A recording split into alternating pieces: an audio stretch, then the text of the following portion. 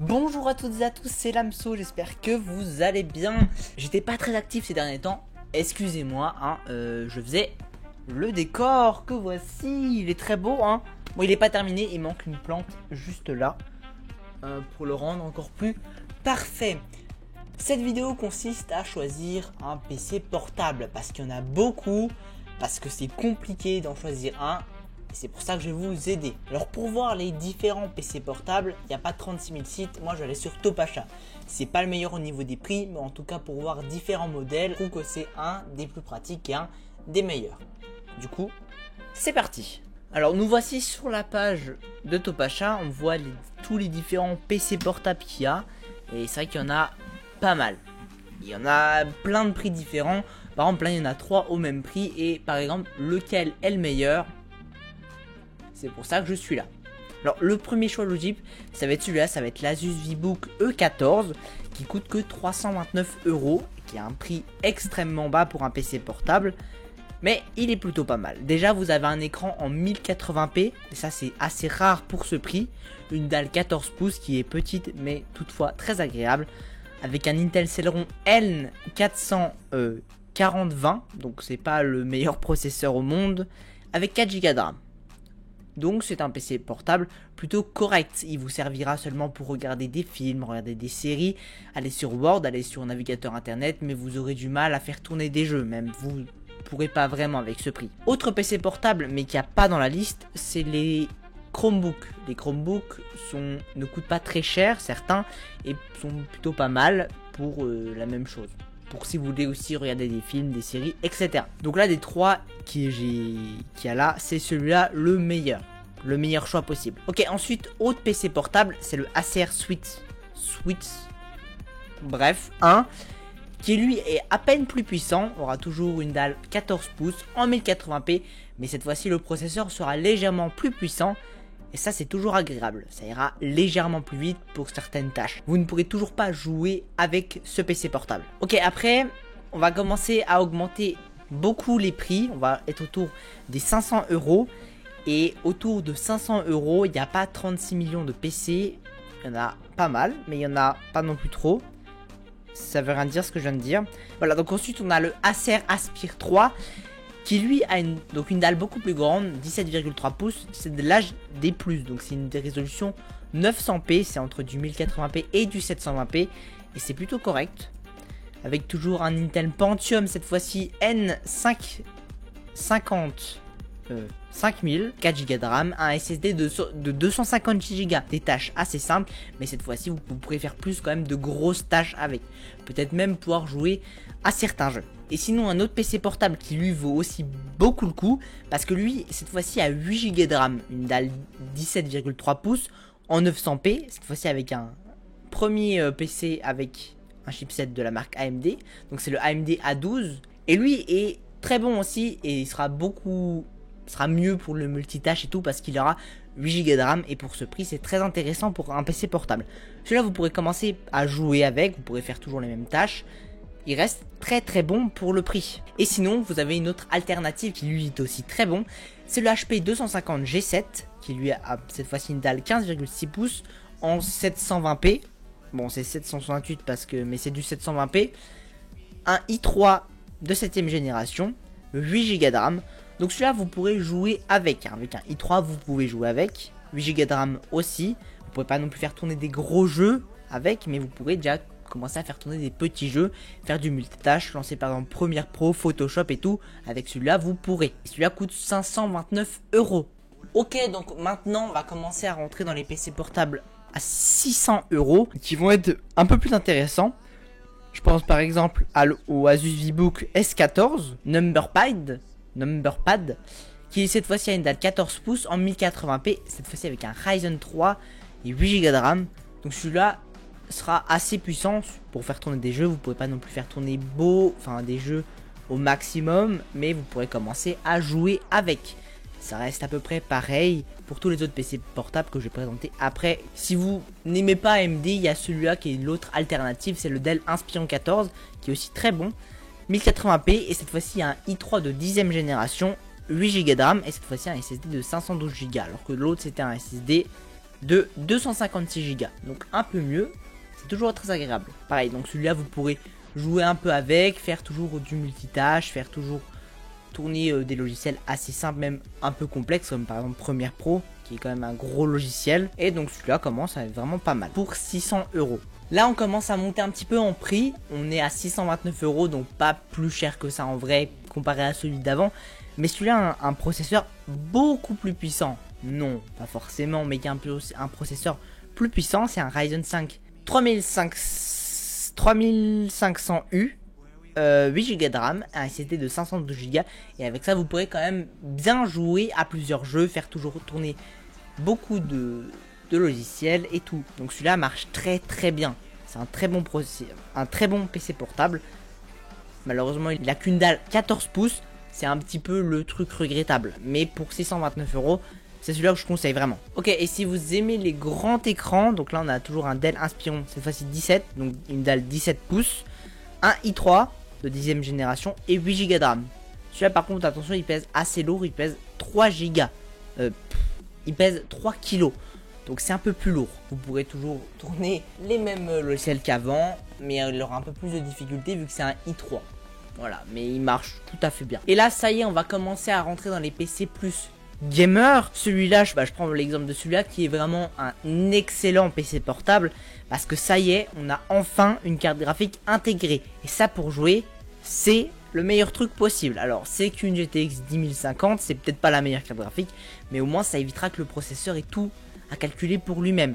Et donc celui-là est très bon.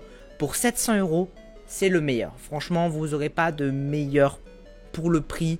Dalle 15,6 pouces, 1080p, un Ryzen 5 3550H, 8 Go de RAM, SSD de 256 Go et la carte graphique, donc la GTX 1050. Vous n'aurez pas meilleur pour le prix, franchement.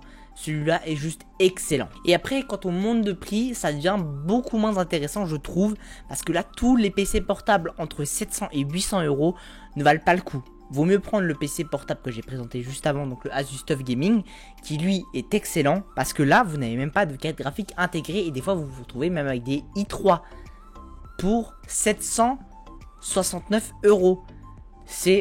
Ça vaut vraiment pas le coup, je trouve. En tout cas, vaut mieux attendre et plus partir, donc commencer à être sur des PC portables à plus de 800 €, mais entre 700 et 800 €, ne prenez pas, parce qu'ils valent vraiment pas le coup, genre vraiment. Après on a celui-là aussi, donc celui-là qui vaut le coup à partir de 800 €, mais entre les deux ça vaut pas le coup, il vaut mieux prendre 100 € de plus, parce que celui-là a donc une dalle 15,6 pouces, donc c'est le Dell G3, hein.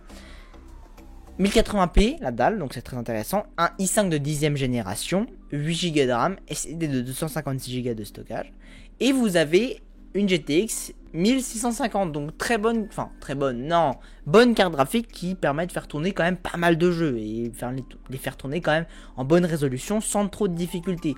Donc voilà, donc ça c'est 800 €, mais entre genre 700 c'est le Asus TUF et ensuite c'est le Dell G3. Voilà, sinon les autres ne valent pas le coup, vraiment. Ok, donc là on a encore un Asus TUF, cette fois-ci c'est le Asus TUF Gaming, donc avec plein de numéros ici, qui lui a encore une dalle en 1080p, mais cette fois-ci a une dalle 144 Hz. Et bon Dieu, qu'est-ce que c'est bon. C'est le taux de rafraîchissement, et pour jouer, c'est le top du top. 144 Hz, c'est vraiment la meilleure résolution. Bon, après, il y a plus haut, mais il n'y a pas beaucoup de différence entre, par exemple, de passer de 60 à 144. Donc sur celui-là, il y a un Ryzen 5 3550H, très bon processeur, 8 Go de RAM, 512 Go et une GTX 1650. Donc celui-là est, alors pour 30 € de plus, en fait la grosse différence c'est que vous aurez une dalle 144 Hz, et pour 30 € de plus, franchement je conseille. Si vous pouvez vraiment pas, bon bah prenez le Dell G3, mais sinon celui-là, ok, il vaut vraiment le coup. Et donc ensuite, quand on va monter de prix, on va se rendre compte que les PC portables, eh ben ils vont pas être très intéressants. Regardez, donc là on a plein de PC portables et on se rend compte qu'ils n'ont même pas par exemple de carte graphique intégrée. Et ça c'est pas trop cool pour le prix. C'est pas top. Franchement, vaut mieux avoir les PC portables plus bas qui sont meilleurs que ceux-là. Donc tous ceux-là n'ont pas de carte graphique et ça pique un peu pour le prix, je trouve. Même pas, alors à la limite s'ils avaient 16 Go de RAM. Ok, ça pourrait justifier le prix, mais là, ça justifie pas le prix. Ouais, ok, il a un i5, il a un i5 de 8ème génération, celui-là, ah, ça vaut vraiment pas le coup. Donc là, après, on a le Acer Nitro 5 qui lui, allez, juste lui, la grosse différence, celui-là, c'est qu'il aura juste un meilleur processeur. Mais je conseille pas parce que il a 60 Hz. Vaut mieux prendre l'autre, le Asus TUF est bien meilleur, franchement. Et donc là, jusqu'à 900 euros, il n'y a rien qui est très intéressant. Regardez, il y a pas de carte graphique à part celui-là, mais c'est ouais, 120 Hz, un Ryzen 5. Ouais. Franchement, non. Non, pour 100 euros. Là, pour 900 euros, on n'a même pas, par exemple, de GTX 1660. Je trouve que c'est pas top. Non, après, on a celui-là aussi. Mais pareil, il vaut pas le coup. Vaut mieux prendre celui à 100 euros moins cher comparé. Non, celui-là, bref, vaut moins le coup. Donc, ouais.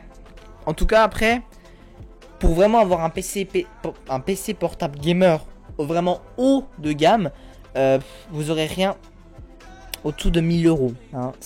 Bon, là, on commence à avoir des i7, mais sans carte graphique intégrée. Vaut mieux prendre un processeur légèrement moins puissant, mais avoir au moins une carte graphique intégrée. Je vous promets que la carte graphique intégrée, c'est un truc qui est juste trop bien parce que ça permet de justement que le processeur n'est pas tout à gérer, et ne serait-ce que pour jouer, voilà, vous pouvez pas jouer juste avec un processeur. Enfin, vous pouvez, mais vous n'allez pas pouvoir faire tourner les jeux très haut, surtout si c'est des jeux très puissants, par exemple comme Call of Duty Warzone, qui est un jeu quand même, faut quand même pas mal de ressources pour le faire tourner.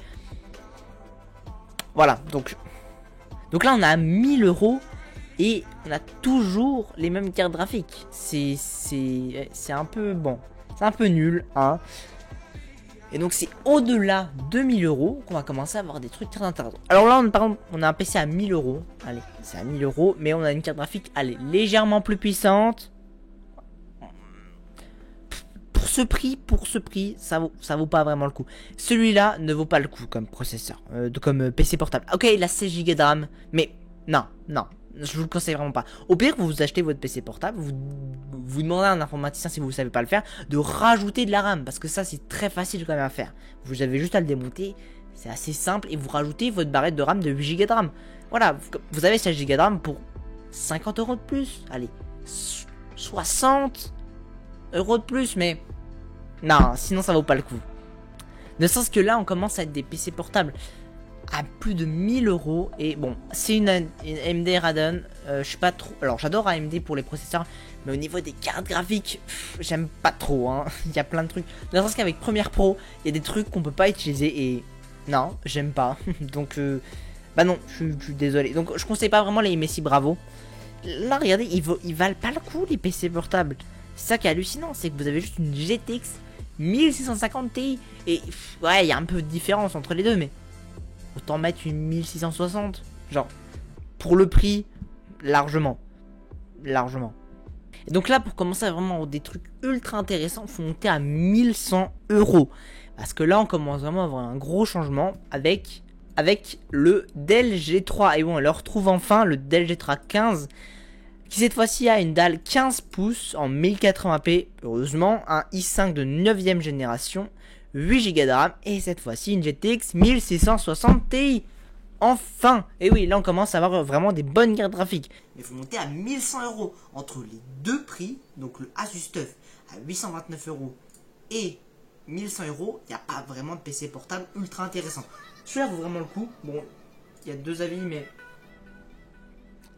ouais, il est un peu très fragile, mais juste pour ce qu'il propose, ok, il vaut le coup. Il vaut vraiment le coup. Celui-là est juste genre trop bien parce que vous avez une GTX 1660 Ti. Et bah c'est ce que je... Bon, c'est pas ce que j'ai moi. J'ai une super, mais ne serait-ce que la super, elle est super. Et la Ti est à peine plus puissante. Et donc je peux vous dire que vous pouvez faire tout tourner avec sans problème. D'ailleurs oui, je vais acheter les nouvelles RTX 3000. Je vais me prendre une RTX 3080 bientôt. Ce sera sûrement dans une vidéo, mais bon, on va attendre parce qu'il faut que je suis en train d'économiser. Et surtout pour le moment il n'y en a pas en stock, donc ouais, c'est un peu problématique. Je m'égare. Et donc là, on commence à être vraiment dans les PC portables qui valent le coup. Mais là, regardez, là, on a 100 € de plus juste pour une RTX 2060. Il y a 16 Go de RAM. Ok. Bon, en vrai, entre les deux, je conseille vraiment celui-là. Pourquoi? Parce qu'il a juste un truc trop bien. C'est déjà qu'il a un Ryzen 7. Donc ça, c'est encore un meilleur processeur. Une RTX 2060, 15,6 pouces en 1080p, mais surtout 144 Hz. Et oui, donc entre les deux, c'est vraiment celui-là qui sera le meilleur. Si vous voulez jouer, voilà, surtout que là, avec la carte graphique que vous avez, vous pouvez faire facilement tourner des jeux avec le 144 Hz sans difficulté. Peut-être pas le jeu au maximum, mais en vrai, c'est plutôt pas mal. Et donc ensuite, dans les prix, ça devient genre vraiment pour le prix, mais ça vaut plus le coup. Là, on se retrouve encore avec des trucs plus bas et 8 Go de RAM. Celui-là ne vaut vraiment pas le coup. Genre, pourquoi? C'est pas logique. C'est pas logique. Et sinon, après, il faut vraiment qu'on aille super haut dans les prix. Et à partir de ce prix-là, vaut mieux prendre un MacBook chez Apple. Non, peut-être pas non plus, mais ça vaut pas le coup. En tout cas, c'est la fin de cette vidéo plutôt. J'espère qu'elle vous a plu, j'espère qu'elle vous sera utile. Si vous avez besoin de plus d'aide, si vous voulez savoir pour d'autres PC portables, si vous dites c'était PC portable me paraît intéressant ou pas, j'ai un Discord, je le dis pas souvent, mais j'ai un Discord qui peut être très intéressant. Et on se retrouve très bientôt pour une prochaine vidéo. C'était Lamso et je vous dis ciao.